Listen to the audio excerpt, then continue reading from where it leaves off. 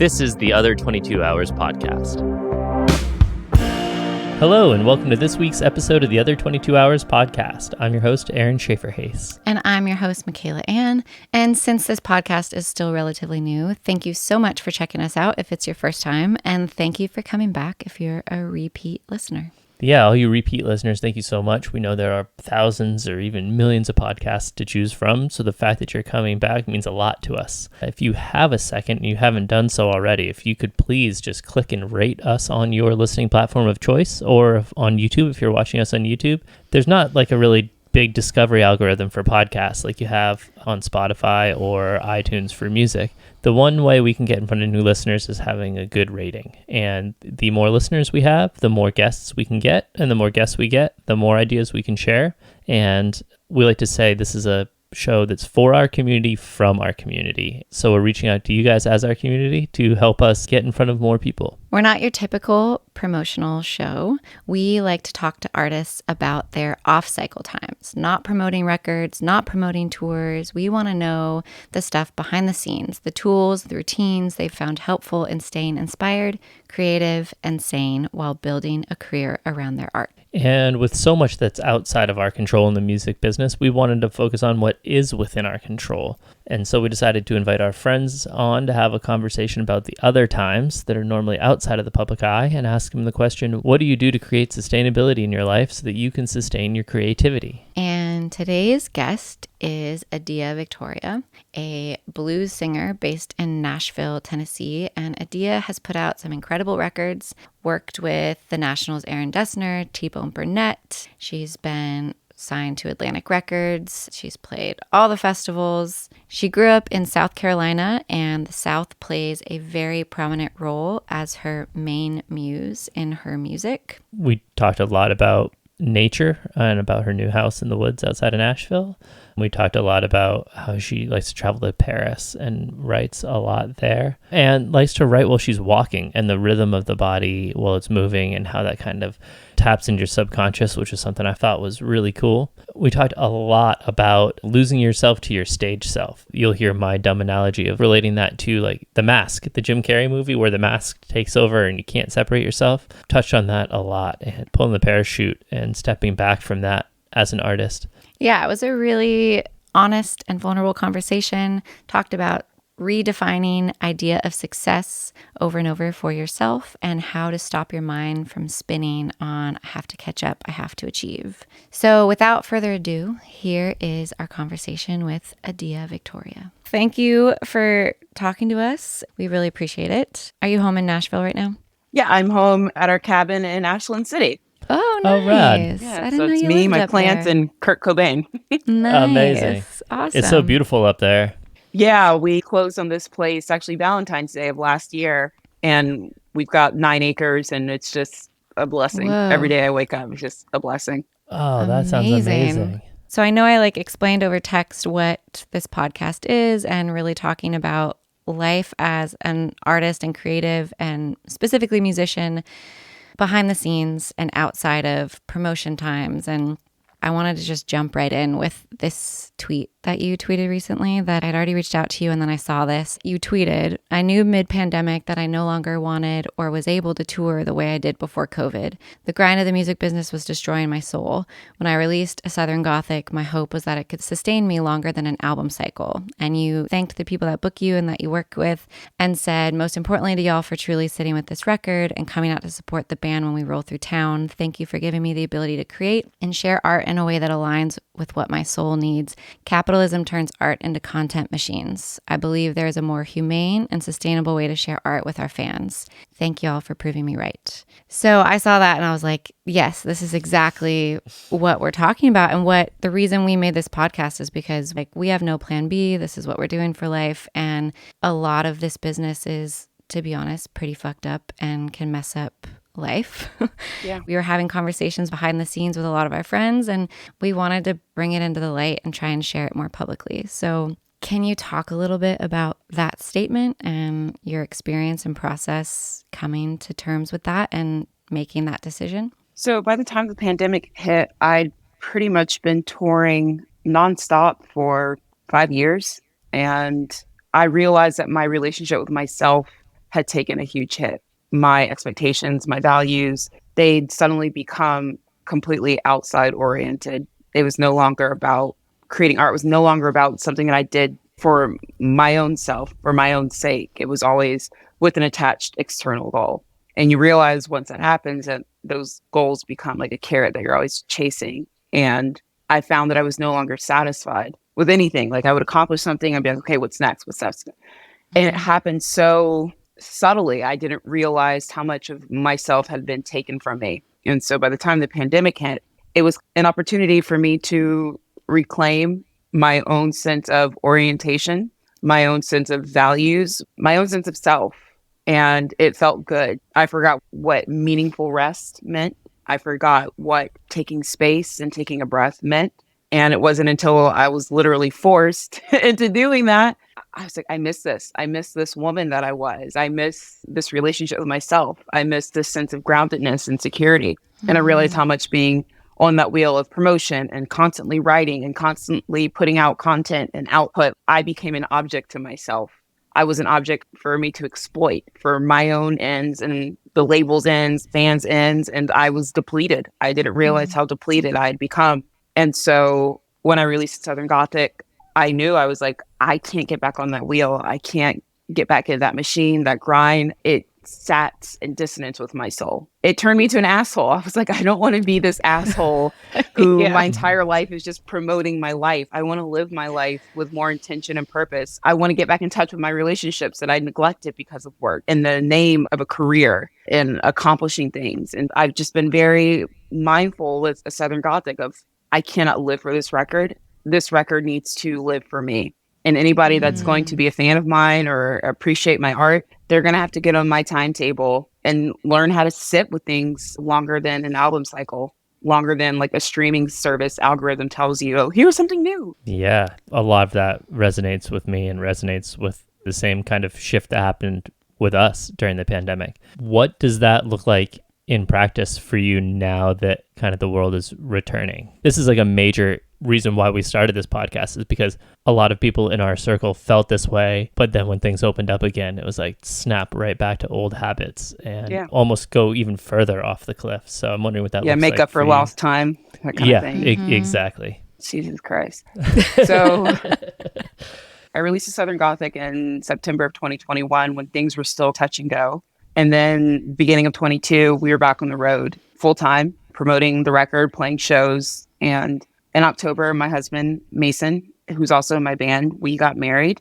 And we realized we didn't want the first year of our life as a married couple to be spent on tour. This is a new phase of our life that we're going to have to adjust to and get to know each other in a new way.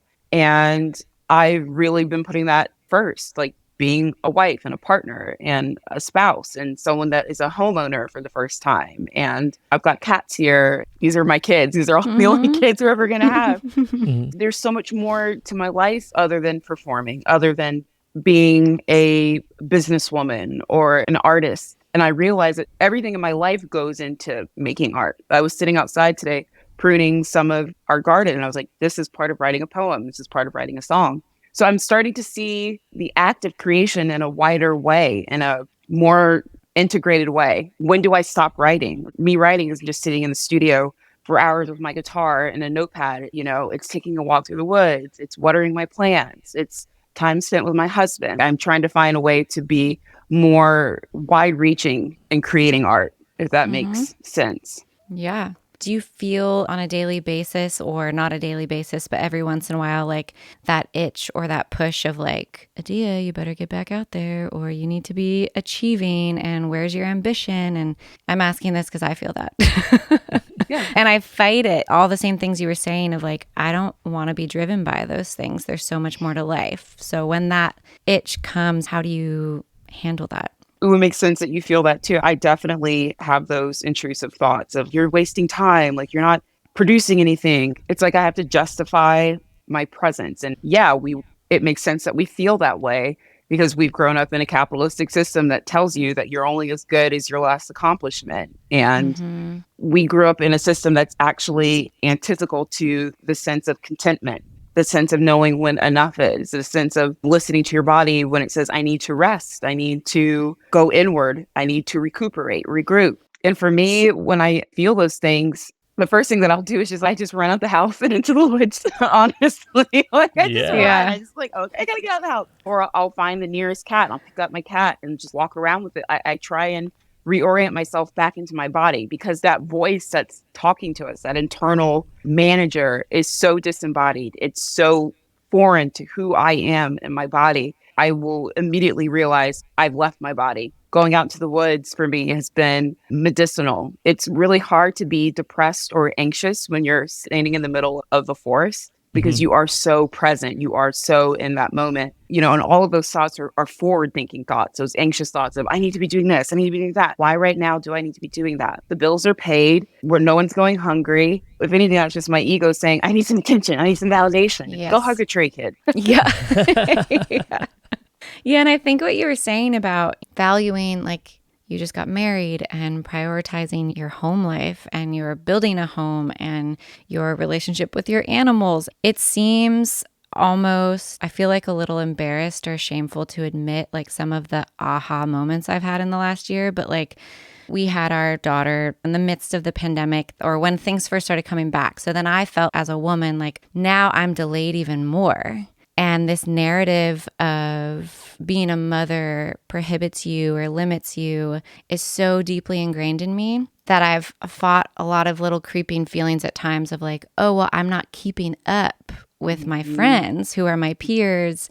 This is somehow like a race, or like we're all trying to do things in the same time. I've never once thought, look at what I've accomplished in my personal life. Look at what I've built, my home life, and look at the experience I get to have as becoming a parent and my experience with my child. It was really shameful to me, or upsetting, when I realized, whoa, I have not valued this or put this on the same elevation as I have outside ambition or achievement. I've never once thought, oh, my friends who are out there touring nonstop, maybe they've coveted the family life I've been building. I've never thought that. And I'm rational and logical enough to understand that that's a product of the society we live in and our outward messaging. But it really bothered me to realize that. And that's why I love these conversations of people who are consciously saying, wait, why are we doing what we've just kind of been like trained to do in this American society that's built on capitalism, that is literally, we exist to always need to make more and buy more? What if we changed our thinking? Yeah, I think about that as a woman who is a musician and a public persona, whatever, how much it's ingrained in us women to devalue our accomplishments outside of anything that's male-centered or male-valued. You had a baby, like, good for you. It's almost like, well, yeah, of course you're supposed to do that. Or you're setting up a home. Yay, that doesn't matter. Like, how is that going to further your goals? And for me, I guess it's because I grew up poor and I was just happy to have a little bit. And I experienced homelessness in my youth, that being able to have this home and be at home is the biggest accomplishment for me. To have a husband that I adore and that I am devoted to and I can make a home with and have peace, that is my greatest accomplishment. I honestly, as much as I love performing, and I do, I'm not trying to like shit on my career, I enjoy it. But it's really hard for me to remember specific moments that stick with me. And my sister, she just had a baby, my younger sister. And so I'm an auntie for the first time. I met her last month, my little niece, Dahlia, and I held her and I smelled her head. And I was like, I'm never going to forget the smell and the feeling of holding this baby and thinking of like, I can't wait to become part of your life and get to know you. And these are things now that I am driven to have time for, to make time for. After the pandemic, I feel like in 2019, if she'd been born, I'd been like, all right, yeah, cool, great baby. Okay, I gotta go, off the tour. Got a festival. Yeah. Yeah, but I'm making good money now. But my life can't just be making money and getting accolades and accomplishments for what? What's the use of this success? And I realize I now have become successful enough where I can be at home and to be okay with that. I think a lot of that go, go, go thing is also like a trauma response in a lot of us, of never feeling safe or never feeling secure. So we have to keep going. and you just spin yourself out. But now I'm saying no to more things where, yeah, I could do that, make a few extra grand, but I don't need that. That doesn't serve my soul. I need to be home. My manager's probably going to listen to this and be like, no. Oh, no. No, the lies. Well, I also think that go, go, go mentality, on top of being a trauma response, is also an avoidant response. I think like when you slow down, you inevitably have to face these vulnerable feelings in yourself. I'm not achieving, or I'm not achieving at the level that I thought I was going to be. You have all the stuff that you need to face, where like when you're on tour, it's a suspended reality. You know, every day is different, but it's pretty much the same. You wake up, you eat, you drive, you load in, you sound check. And so it's the same thing over and over again. You don't really have to think about things. Your days are just gonna happen. And you feel like you're doing something. Yeah. So like you feel like you're being productive or you're working towards a goal, where like you said, spending time in your garden and filling your soul cup, that could be just as, if not more productive in building your life and your career as going on tour for 100 dates a year. But that's the outside stuff that has been ingrained in us to think, no, that's the thing that we need to value. I also think what you were saying about like as women to not value like home life, I think the pendulum's swinging the other way of the feminist movement. Okay, if as women we want to be respected and of equal value in society, we need to take on the role of men and then like reject everything that we considered feminine. And I think ultimately, hopefully, someday it'll be like, maybe equality is just letting everybody do whatever the fuck they want. Yeah. I never bought into that kind of corporate white feminism of women can go and finally work and go into the workplace and we can stand shoulder to shoulder with our men. It's like, well, the last thing that the world needs is more people with the mindset of white men. No disrespect, Aaron. No, but, understood. You know, it's not good for white men either. Like they're falling over from heart attacks at 50 from being overworked and not taking care of themselves. And also, too, with my ancestors, I come from a legacy of enslaved Black women. It's, if anything, I'm their greatest dream because I can sit at home and soak my feet and watch my stories and rest. Like it's not a big thing for Black women to finally be able to work. We've been working. Yeah. Okay? We've been working. We've had to be strong for everyone. It's for me, I'm like, I'm not a strong Black woman. I'm quite frail. I'm quite weak. You know, I'm tired. And for me, it's like taking off that burden of having to be the strong Black woman, of having to always be resilient. No, I'm not. I am tender.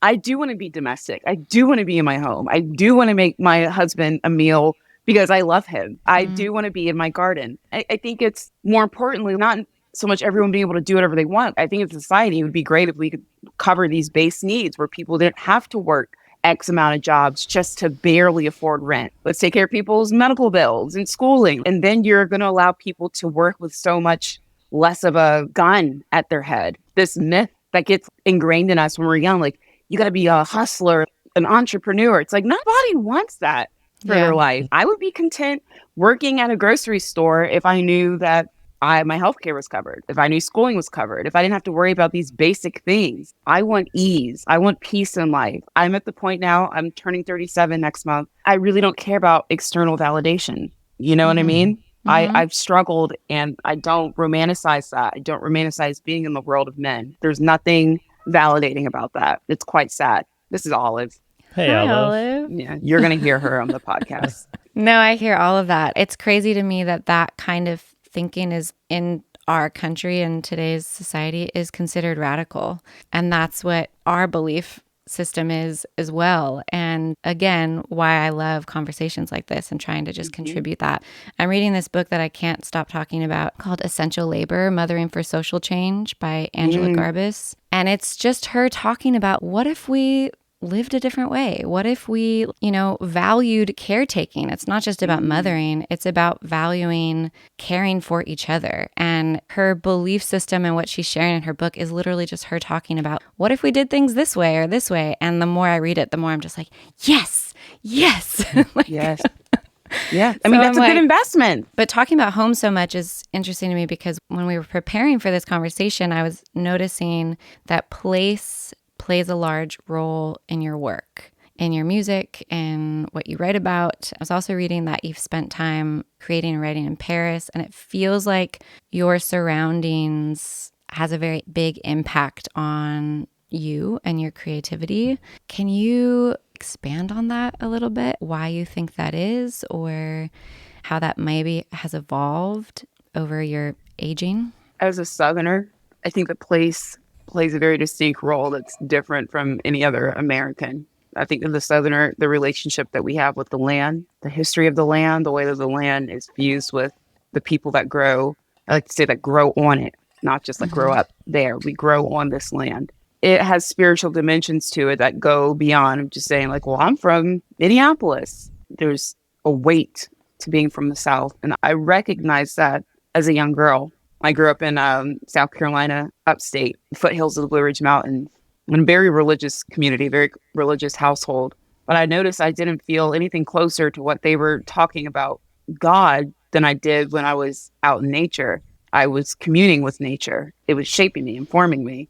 And that's been a feeling that I've never been able to shake. I sing a lot about my magnolia tree, and I remember growing up underneath that tree, and so many of the games that I would play with my little friends and my sisters and my cousins would be formed by that tree, climbing that tree, sitting in the shade underneath its limbs. It literally formed my mind. And the Blue Ridge Mountains that I could see from my grandmother's front window formed my mind. It shaped the way that I viewed the world and I felt the world. And I think because so much of the history of the South is still unresolved, and a lot of that is tied to the land, that there is this tension, there is this internal conflict that bleeds out into the natural world around you. And so for me, I think that the South is always going to be my main muse. I'm never going to get tired singing about it, writing songs about it, spending time in it, questioning it.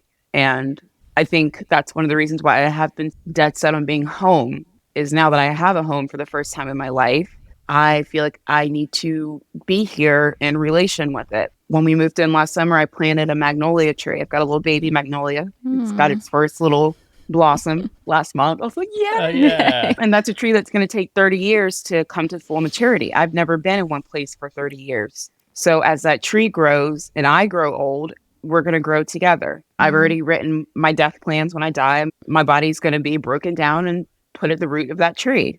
And I find that when I'm touring and I'm away from home, my relationship with the South, it changes. Like when I go to Paris, I have this remove. I have this distance where I'm able to see the South almost clearer because I'm not in it, but I'm still in conversation with it. But I think just that remove gives me kind of like a palate cleanse as an artist, where I can stand outside of something that is of me, and I can write about it in different ways. I can write about it from different perspectives. I can let go of some of the baggage when I'm over in Paris. And that's why I go there repeatedly. I studied French in school, in college. My plan was to move there before I started doing music. But now it's just my little writing getaway place, and I'm just able to use different parts of my brain. I'm using language differently. My senses are heightened because I have to listen closer. I have to observe things. I have to look twice. And I take all those sharpened senses and I look back at the South with them. Is that kind of your favorite way to create? Be in a place, live it, absorb it, harvest, and then go somewhere else and be able to process and produce? I don't know if it's my favorite way, but it's just one of the ways that I've been blessed enough to be able to do. I will say that I write my best songs when I'm walking. And in Paris, of course, it's a walking city. And when I first moved to Nashville, I didn't have my driver's license. So I was walking to catch the bus to go to school. And there's something about that rhythm that I have to be in my body to write a song. It's really hard for me to just sit cold and write. I have to be moving. I have to be in relation to something around me. And I just find that walking is a great way to build up that internal rhythm. Your editor kind of shuts up. Your mind goes to a meditative place when you're in motion, and it allows more things to rise up than if I was like sitting down, hunched over a composition book with my guitar. Well, I think also listening to you talk about going to Paris and leaving and the South being your muse, there's such a long history also of artists and like American expats going elsewhere to then still write about their homeland. I mean, famously James Baldwin, and the way that you write about the South is with this critical love. And it's just such an interesting social observance of to be deeply enmeshed in a place and need to be elsewhere, to have some of the freedom to be able to observe it with clear eyes. Because I grew up moving all over the place. My dad was military, so I don't feel rooted. So to hear someone talk about the way that the earth and a specific plot of land and the history of your family, and it's really foreign to me, but needing to go elsewhere to look back on places is very familiar. Yeah, my dad was in the military as well. What branch? 101st Airborne up in Clarksville. Oh, okay. Awesome. But thank God my parents divorced when I was young, so I didn't get the military rad experience. I was just parked in Spartanburg, South Carolina. Yeah, it's a weird way to grow up, but I was dragged from town to town for a long time. So, well, one of the things you touched on this earlier, but I read an interview with you where you were talking about really from a young age that you knew yourself, that you didn't need society or church or the stories of God to affirm you, that you felt like you had a really solid relationship within yourself. And I had written down, has that been challenged by working in this business that really tries to pull people into fitting into being a cog in the wheel of the way that you grow an artist's business? You mentioned that a little bit with touring, but what has that felt like to start out as someone who felt like they had a really solid sense of who you are and feel that kind of pull? And what has been like the day-to-day practices of actually coming back to yourself or attempting to, and what that looks like? Yeah, I mean, how did it feel? Not great. To kind of go from being this self-oriented person to having grown men telling you what's a good look and what isn't, and that's tied to your livelihood. That's tied to your ability to work in a way. Mm-hmm. It was really hard. My sense of style has always been I dress the way that my body wants to feel. And so it's very particular to me. I never really followed trends. We grew up poor, so I had to learn how to make do with what I had. And then when I started performing in front of people, having to start thinking about, how does this look? How is this going to be perceived? And I think that starting my career in the age of social media, you play a show and people take like super unflattering pictures of you and tag you, you see them, you're just like, oh no.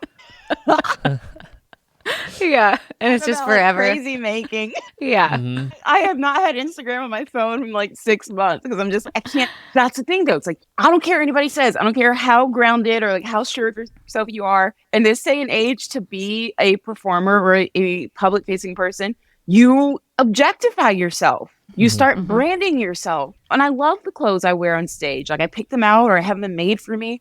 But I was touring so much, especially with the Southern Gothic, everything I was wearing was black. And then I had the red boots and I was on stage so much that I got home when we moved into this home. And I realized slowly that I didn't have any like regular civilian mode clothes. I was like, I don't know how to just dress. And because it was like coming out of COVID too, I'd been in like sweatpants for 2 years. And I was just like, I have completely lost the ability to independently express myself outside of how I'm being perceived. And that was a big red flag for me. I was just like, oh no, this isn't good. And I would look at myself in the mirror, not with my own eyes, but like with other people's eyes. How would someone think about me? And I'm just like, who are you talking to? You live in the middle of nowhere. Who's looking at you? Like your husband? Like, he don't care. And that's when I realized that I had given up so much of my power, so much of my subjectivity in the sake of being liked. When I was finished with the promotional cycle of the Southern Gothic, we're still performing like weekend shows here and there. But I told my manager, I was like, I don't want any long tours this year. I'm not trying to be in the van this year. I can't. I have to get to know Adia Paul. Adia Victoria is my stage name. Adia Paul is me. And I put away all of my performing clothes, all of them. And I'm trying to get back into my sense of style, my sense of what do I feel like wearing? What does my body want to be in today? Like, how do I want to feel in my body? How is my clothing going to reflect that? And that was another relationship that had been damaged by being in this industry. It's not just the people that you leave behind at home that you neglect or you don't follow up with, or the texts don't answer, calls go, whatever, ignored. That was my relationship with myself, to the point where it's like, I don't even know what to wear unless I'm dressing up for stage.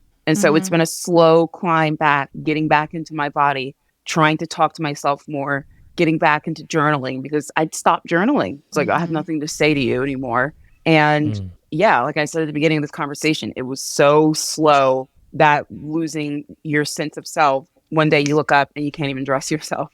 Yeah, I mean, not being a front person, being married to one and working with a ton as a producer and all of that, and especially having conversations on this podcast, in a way, it's almost like The Mask, like Jim Carrey, where there's like The Mask and then there's Jim Carrey, and they slowly just intertwine, and you can't take the mask off, and there's no line where it's all of a sudden like, oh, I crossed that line. Here I am. I'm this person. It's just such a fluid thing. And especially if you said you perform with your first and middle name, right? Mm-hmm. That's what I do as well. But I still feel like my music is so personal. And then my social media, I have to stop myself from sharing. It causes me so much anxiety because I'm like, oh, I want to just share my life. And then I'm like, wait, is that smart? And also then it does blur the line in my head of my value system judging my life. And it's really messed up, and it's exhausting to try and keep boundaries. If you're someone who's just naturally a sharer and wants to, but then you're like, oh wait, but this is also my business, and my music is me, but it's also my business, and this is really confusing.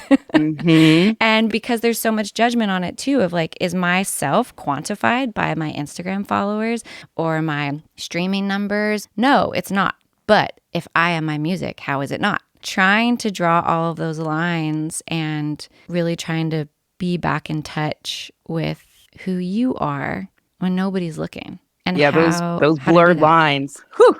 Yeah. I feel like also there is like a sense of, going back to what you said about social media, people posting the most unflattering photos of you. I feel like in some ways being a public person has increased my vanity as well as just destroyed it, because there's so many horrible pictures. Like this like sweet fan in Knoxville used to make beer box hats and would come and be like, can you put on my beer box hat? And I was like, sure. I know that. But I also was wearing this like polyester shirt that one bead of sweat would just spread. So like the picture is like of me with a beer box hat and just like huge armpit stains. And I'm like, cool, that's on the internet forever. Yeah. So the positive is that you're just like, can't care too much about what I look like. And that's the thing too, in situations like that, it is so important to have a sense of humor.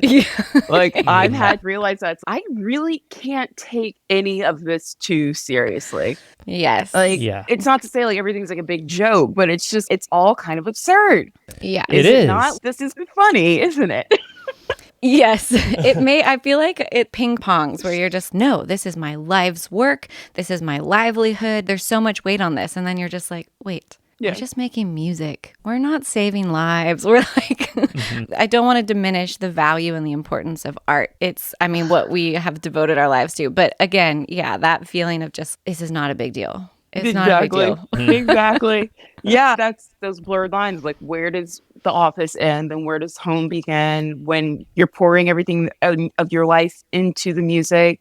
And now there's this demented way of social media where people can quantify how good you are based on likes and follows. And I felt like I'd reached a point I wasn't sharing my life anymore. I was sharing very curated, self-conscious clips of what I wanted my life to be. And I realized I was like, oh my God, my life has become a commercial. I'm living a commercial of my life, and something about that just broke me. And it also comes from this insecurity of, if I'm not sharing, then people are going to forget about me. Nobody shares on Instagram for the thrill of sharing on Instagram. No one really enjoys just, hey, you're doing this for affirmation. You're doing it for validation. And it just gets to a point where it's a drug. It's a drug. 100%. And then you realize you can't even remember why you're doing it. Like, just that you need to post. You need to share something. And I look at the wisdom of some of my favorite artists, like Fiona Apple. I don't know what the fuck Fiona Apple does. I don't know what her yogurt bowl looks like. I don't know what she looks like going to yoga. But I do know that once every decade, she's going to drop a record that's going to change my life. And then that bitch disappears. She's able to do that because she trusts her audience. She trusts them and respects them enough that she doesn't need to keep popping up like herpes every 2 minutes in Snapchats and tweets and stuff. She's like, listen to the music. I'm going to go live my life so I can make more music when I'm ready. I can release it. That's the relationship and the boundaries that I'm trying to set with my audience and with myself. It's like, Adia, give them the record. You play your little shows and then go away. Just go away. Like, go live your life and let them live their life too. That parasocial relationship thing. It's like, I don't want to get people accustomed to consuming me. Like, that casually. Okay, but this is my pushback on this because I've used Fiona Apple as an example in my mind as well. But then my argument back, because I have constant flipping arguments in my head all the time, is yeah, but she can do that because she had a massive hit record in the 90s. So That's what was going through my head the whole time. yeah, so I'm like, Yeah. could she do that now if she wasn't a trust fund kid? How would she live? So my props to him. I'm not a fan of his music, but Sturgill Simpson does that now. He's not on Instagram or anything like that. He came to prominence after people stopped buying records. I still think he probably has made enough money. He has, but I don't remember when he was on social media. I never followed him. So maybe he was like big on social media for a moment. But yeah, he was pretty prolific for a while. He was a good follower. See, there you go. There it is. Yeah.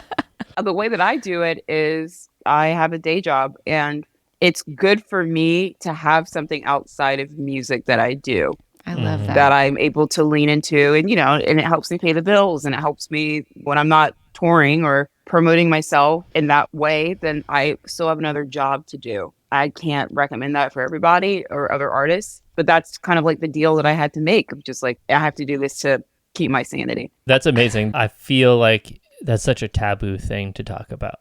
Yeah, I was going to say thank you for sharing that. Yeah. Again, I think it's the social media thing. You want to have this front that's like, no, I'm this famous artist. I'm so successful. I'm making money. It's like this switch of if you're not only doing this for a living, then you're not a real artist. Right. And I read this book called Real Artists Don't Starve or something like that. And it basically was like the whole book just questioned the stereotype of the starving artist. It's an okay book. But the one thing that was a big takeaway is that like, all artists throughout history have had benefactors. And sometimes that benefactor is your day job. Mm-hmm. And if it allows you the headspace to create the art that you want to create in the most purest sense, yes, do that. Yeah, absolutely. Yeah. Yeah. I mean, if for all we know, Fiona Apple can have a day job. Who fucking knows?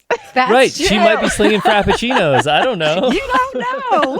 That's her business. But I was like, during the pandemic, I worked at an Amazon warehouse for all of 2020 and most of 2021. And I was upfront about that with my followers. Like, yeah, I work at a warehouse right now. I got to eat. And also, I like having another job. I like being able to do other things other than entertain you people. And people are like, oh, that's so brave. I'm just like, you guys know that you're not my entire life, right? Like, you're not my whole life. But, or there's also the sentiment of like, oh man, I'm so sorry that you have to do that. That's why I like to normalize. I've always worked. I've always taught music lessons and songwriting coaching and vocal technique coaching. And I've never been able to exist off of just my record sales streaming. It sounds so stressful to have that be my only thing. And this idea that you're not successful unless you can say, I make all my money from this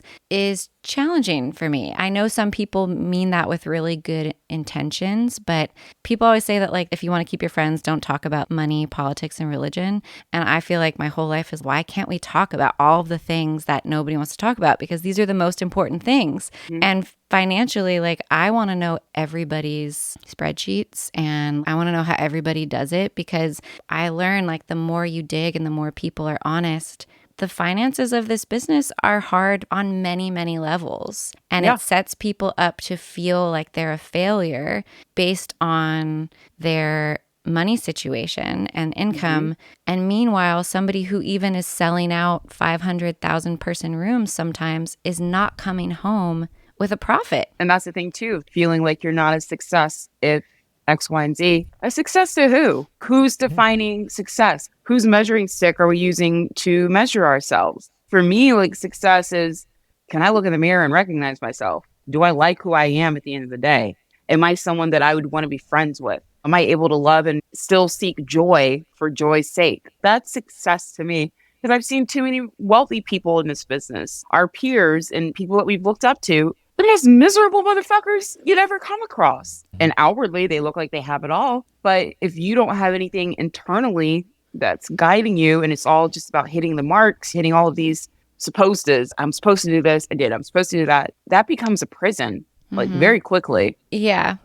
Shoulds. You're shoulding all over yourself. Yeah, you're shitting the bed. Yeah, we were just talking with another interview about being on your path and thinking of all the things that you're supposed to achieve. And then if you don't get them or you do get them. And then I've had so many moments of being like, wait, do I even want these things? Or are they just what I thought, okay, this is where I fit in. So this is what I see people celebrating and getting. So that's what I should get. And as a military kid who's moved a lot, I've done that a million times over. And we met in jazz school in New York City. I was in a jazz school and I knew I wasn't a jazz singer, but it was like where I ended up. And then I'm like, all of a sudden being like, yeah, I got to play at Dizzy's. I'm like, do I want to play at Dizzy's? And then I moved to Nashville and I'm like, oh yeah, I got to play at Newport. And I'm like, do I want to play at Newport? It's just like where you fall and what you see around yourself. And it takes a lot of intentional work to be like, wait,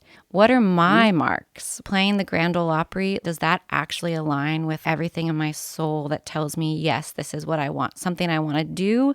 Or is that something that's seen around me as an accomplishment? But this takes a lot of energy and a lot of mental and emotional work to It takes a lot of space to check in honestly with yourself on where you're at and what's happening and what's working and being willing to change. I applaud you, Adia, of being like, whoa, what's going on right here is not working for me. And I need to pull this parachute cord and change. That's not an easy thing to do. And that takes some guts and some strength. So I just want to applaud you for doing that.